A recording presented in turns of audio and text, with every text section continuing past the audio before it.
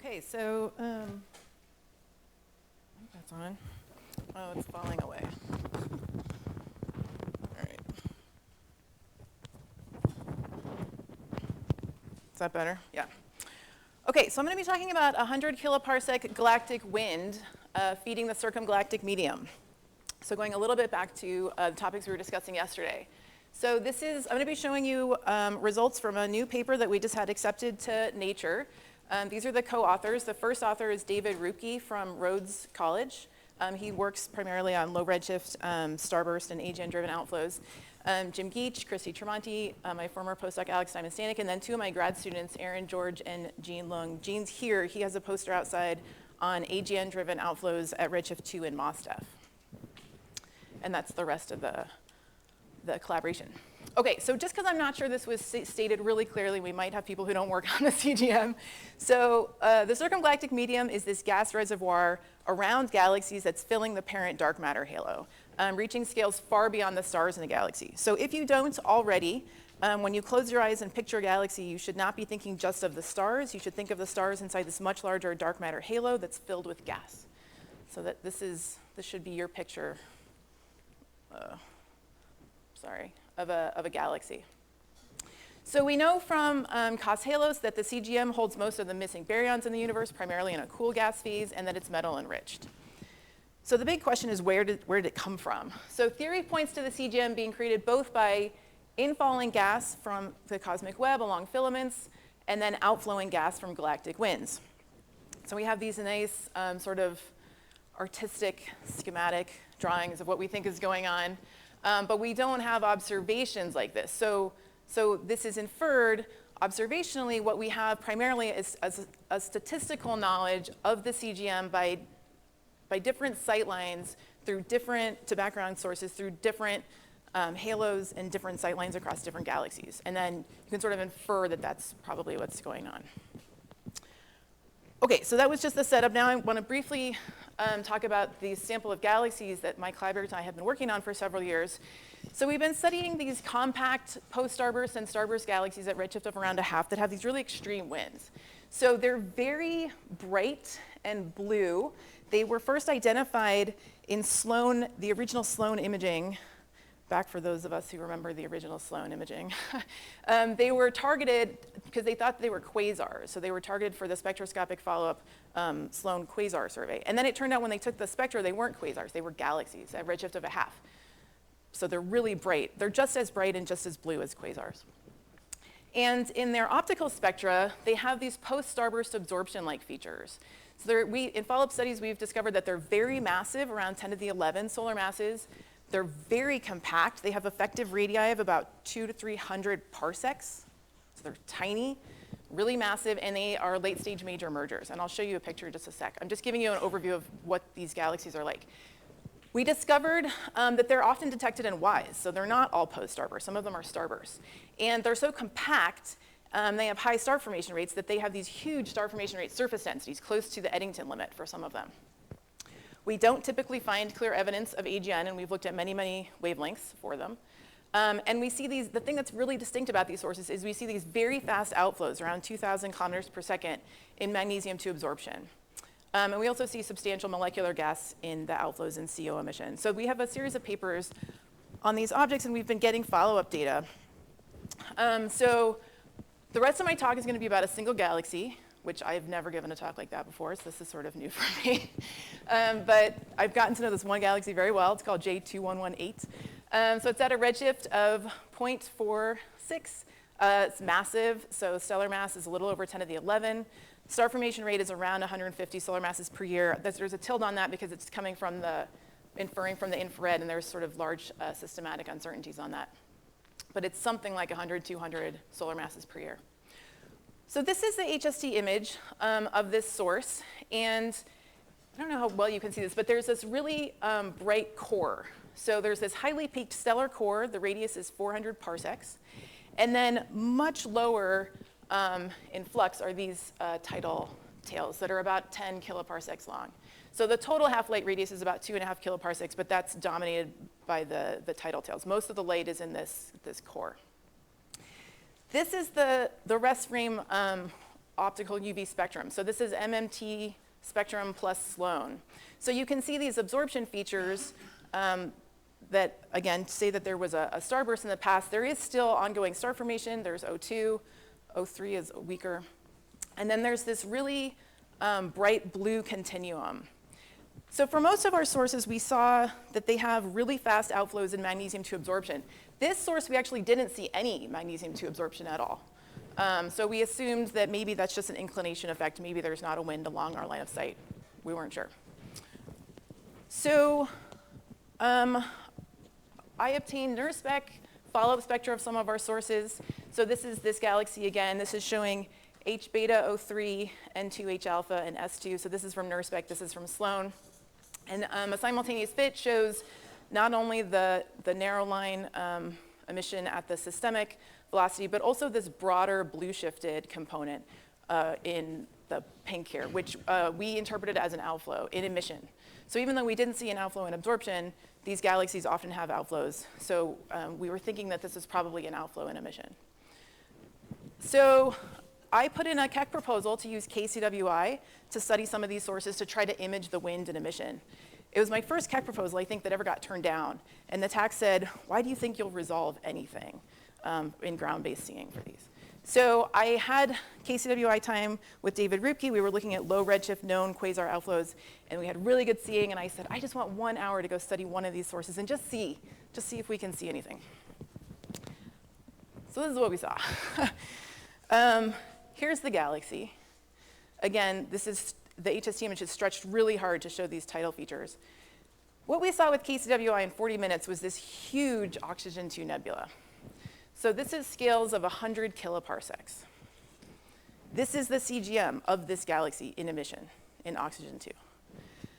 KCWI is really sensitive. So in 40 minutes, we got down to surface brightnesses of 10 to the minus 18. It doesn't go very red, though. So we don't have O3. We just have O2. But we saw, what you're seeing is what looks like a limb brightened bipolar sort of classic super bubble outflow on huge scales. So the gas is extending way beyond the stars in the galaxy into the CGM. So we changed the name of the galaxy from J2118 to Makani, which stands for wind in Hawaiian. I thought nature would complain, and they didn't say a word. So it's the new name. So that morphology should look pretty similar to things that you've seen before. So I don't know how well you can see this in the back, but this is M82. So here's the edge on disk, and then here's the outflow, and this is H alpha in red. And it has these well-known filaments in this limb-brightened sort of hourglass-shaped biconical nebula. And here's another example, NGC 1482. Again, here's the edge on disk, roughly edge on disk, and then the outflow, again, where you can see that it's more evacuated in the center and limb-brightened. And again, that same kind of hourglass-shaped structure. Here, this scale is a few kiloparsecs. Same thing here, a few kiloparsecs. Here, that's 50 kiloparsecs. So it's a very similar morphology, but it's an order of magnitude larger in size.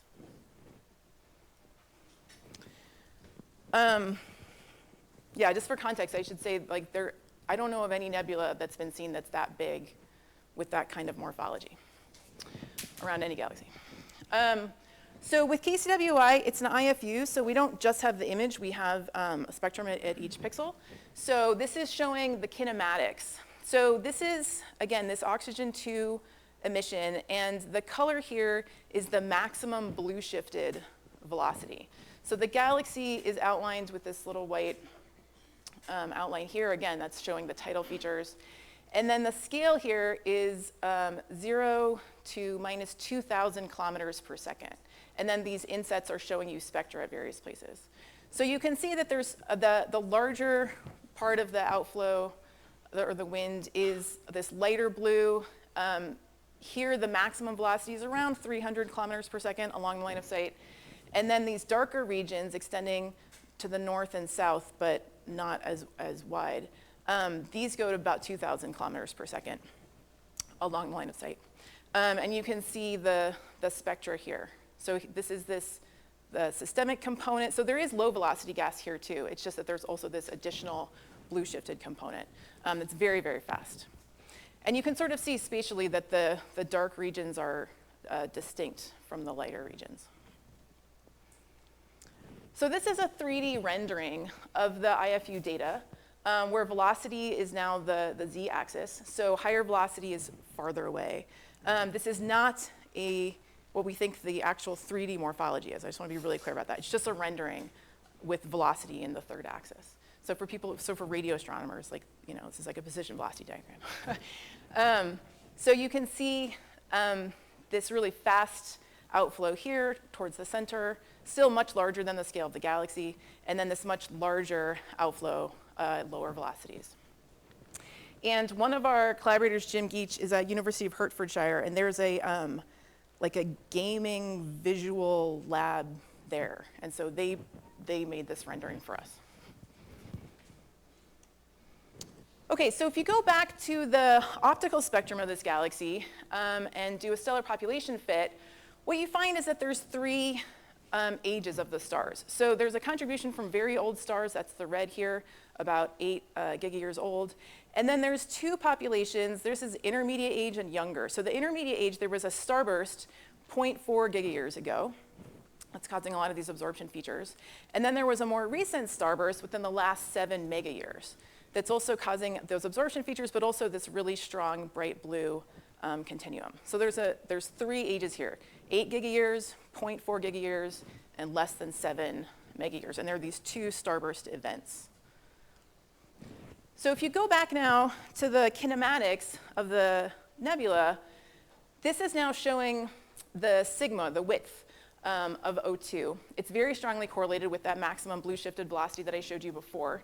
So the yellow outline here is where the maximum blue shifted velocity was between minus 100 and minus 700, and then the red is where that maximum blue shifted velocity was between minus 700 and minus 2100.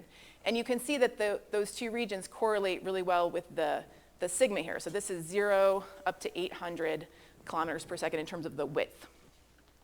And so there's essentially, you can see that there's kind of 2 spatial areas here where the kinematics are very different.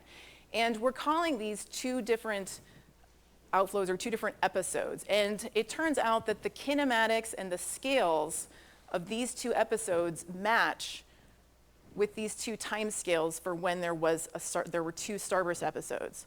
So essentially, what we're calling the first episode out here, which we think happened 0.4 megayears ago, it turns out that gas moving at around 120 kilometers per second would have reached 50 kiloparsecs in that amount of time. So this larger, slower outflow is consistent with being driven by that starburst event.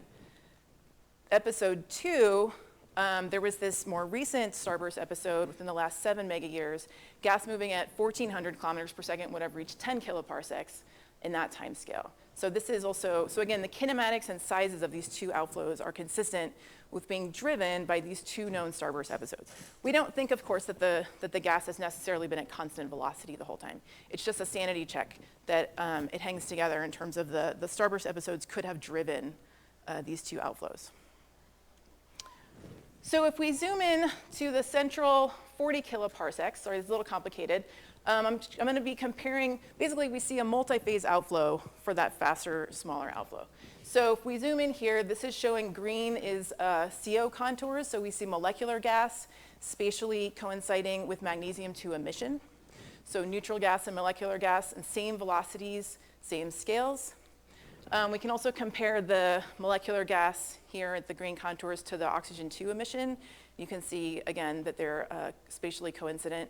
And then this is the really fast outflow. So this is looking at the highest velocity gas from minus 500 to minus 1,500. Again, this is the molecular gas in the green contours on top of the oxygen-2 emission. So at least for the smaller scale, sort of 20 kiloparsec, faster outflow, we see this multi-phase medium with molecular, neutral, and ionized gas.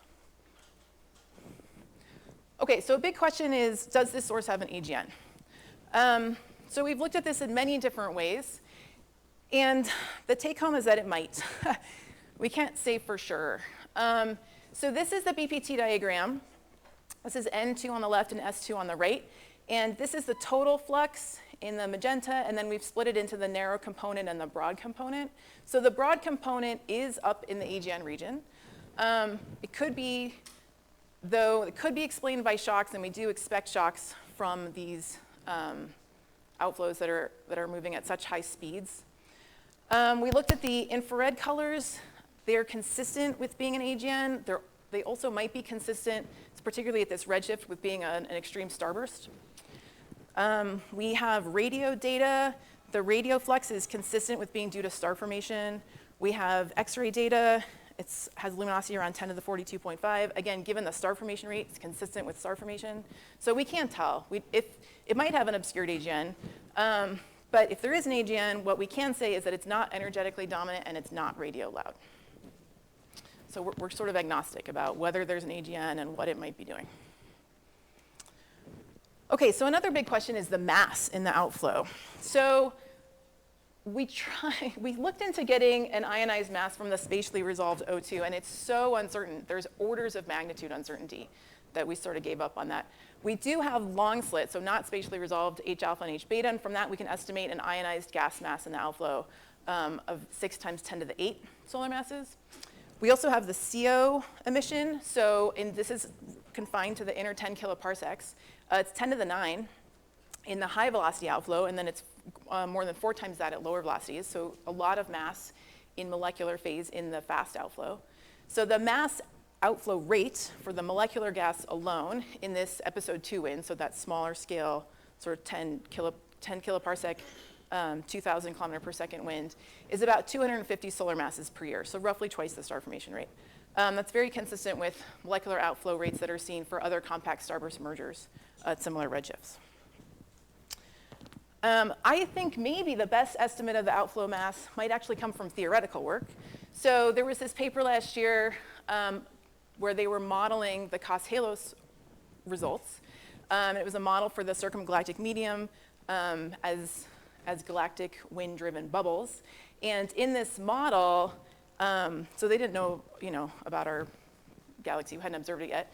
If you take a galaxy with a star formation rate of about 100 solar masses per year, stellar mass that ours has, this model would predict that supernova-driven winds with an initial velocity of around 1,000 kilometers per second, by the time they reach a shell of 10 kiloparsecs, so our episode 2 wind, would have a total mass of around 10 to the 9, which is very similar to the molecular mass that we estimate, and with a time scale and a velocity that are consistent with what we're observing. And then the mass in the larger shell at 100 kiloparsecs should be an order of magnitude larger, again, with a time scale and a velocity that are consistent with what we observe. So that might actually be the best estimate of the outflow mass. So briefly, I know this paper was mentioned before. There's been this long-standing issue of how cold gas can survive very long and not get crushed, these cold gas clouds. So how could it survive to these large distances? This is just an example of recent theoretical work. I think many people are starting to go back to this question of how can these cold gas clouds survive? In this example, it's entrainment. So there's mixing of this hot halo gas with cold gas from the wind, and it actually cools and creates new cold gas out of the existing hot halo gas. So the cold gas is sort of created in situ in the halo due to the entrainment of the wind. I'm not saying that this is necessarily what's happening here, but there's a very distinctive morphology that this paper predicts for a single cold gas cloud. And my point is that having data like this, where you have an image with the morphology and the multi-phases and the kinematics of a wind, should be very constraining for theoretical models of how these cold gas clouds can exist on these large scales. Okay, so in conclusion, we detect this huge O2 outflowing galactic wind reaching well into the circumgalactic medium, so scales 50 times that of the stars in the galaxy. So this is direct evidence that outflows feed the circumgalactic medium. The gas could be transported from the galaxy and or cooled somehow out of the hot halo. On scales of 10 kiloparsecs, we detect a multi-phase faster outflow reaching 2,000 kilometers per second. And having a single source now with this spatially resolved kinematics and multiple probes should be highly informative to theoretical models of feedback. Thank you.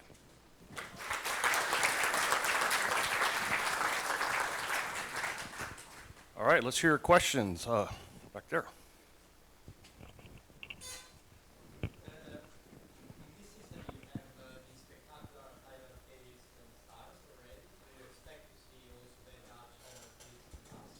sorry, we expect to see. You expect to see very large tidal phase in the gas as well, with complex kinematic and large velocities. How do you explain this phase here rather than wind? I don't think you expect tidal tails at 100 kiloparsecs with the bipolar bubble shape that don't coincide with the tidal tails that we see in the stars. The scales are completely different and the morphologies are completely different. Even the faster outflow, the morphologies aren't similar at all. So for example, there's no tidal feature to the north, and that's where we see this really fast 2,000 kilometer per second wind. There's not coincident.